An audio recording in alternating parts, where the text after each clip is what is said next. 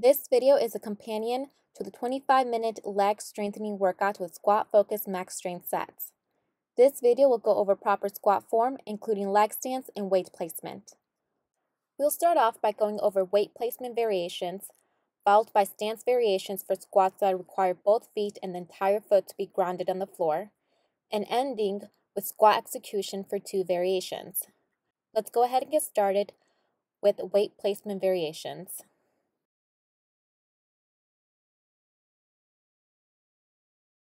To do a squat, you can hold the dumbbells up front, to the sides, or behind you.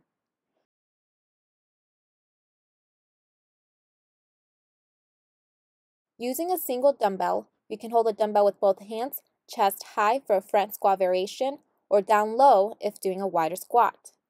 You can also put the dumbbell behind you, supporting it on your shoulders and upper back for a back squat variation.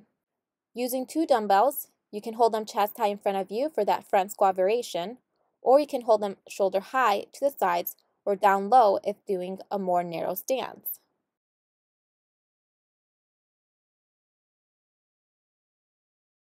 For a squat with both feet on the floor, your legs can either be in a narrow stance, which is hip width apart, in a medium stance that's about shoulder width apart, or in a wide stance that's slightly more than shoulder width apart. All these 3 stances are knee dominant, which means your quads are working a lot while you squat. In addition to the quads working, your hamstrings, glutes, calves, core, and back, and other lower body muscles are also putting in some work. While all the 3 stances are knee dominant, each does have slight advantages and disadvantages.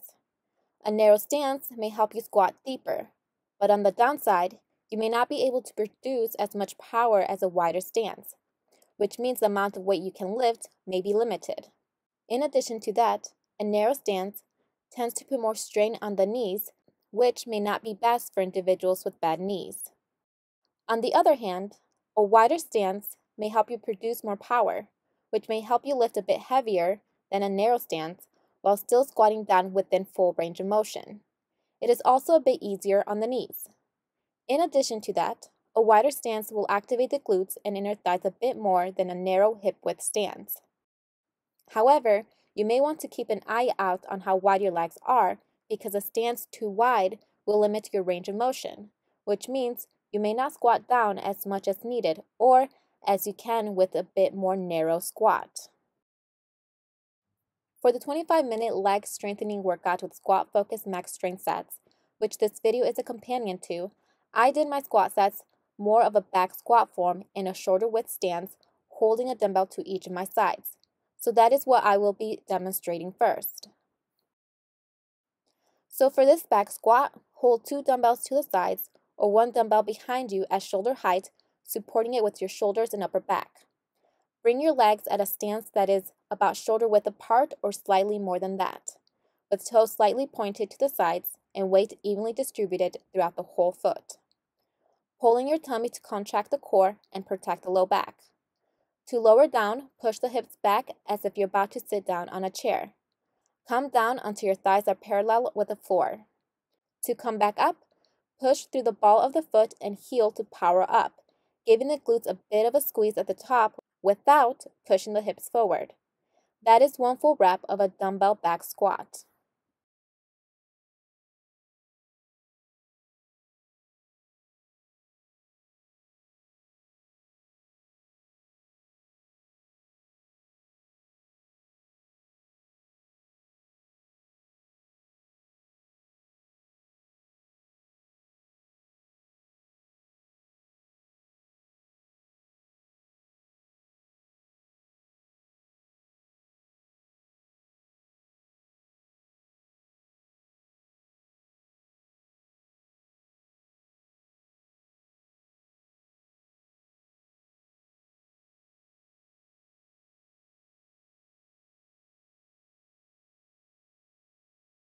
For a front squat variation in a more narrow stance, hold 1 or 2 dumbbells in front of you, close to your chest.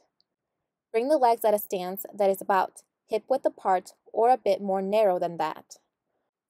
Toes can point forward or very slightly to the sides, and weight should be evenly distributed throughout the whole foot. Pulling your tummy to contract the core, keeping your chest high at all times. Drop the hips while bending the knees at the same time. Lower the hips down at least until the thighs are parallel to the floor. Or, if your mobility allows it, you can lower down a bit more as long as form is not compromised. To come back up, push through the ball of the foot and heel to power up into that starting position. Make sure to not push your hips way too forward once you reach the top. That is one full rep of the dumbbell front squat. A few key points for both of these squat variations is to not bend or sway forward or backward as you squat down. Anchor your whole foot on the floor to stabilize. You also want to be pushing the knees out, never letting them buckle in. You will notice that with the front squat, your knees will flare out more than a back squat. Lastly, you want to keep the spine neutral during the entire motion.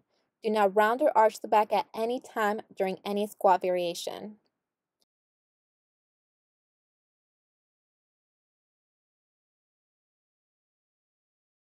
A front squat with dumbbells in front targets the interior chain, which is the front side of the body, putting more emphasis on the quads and upper back.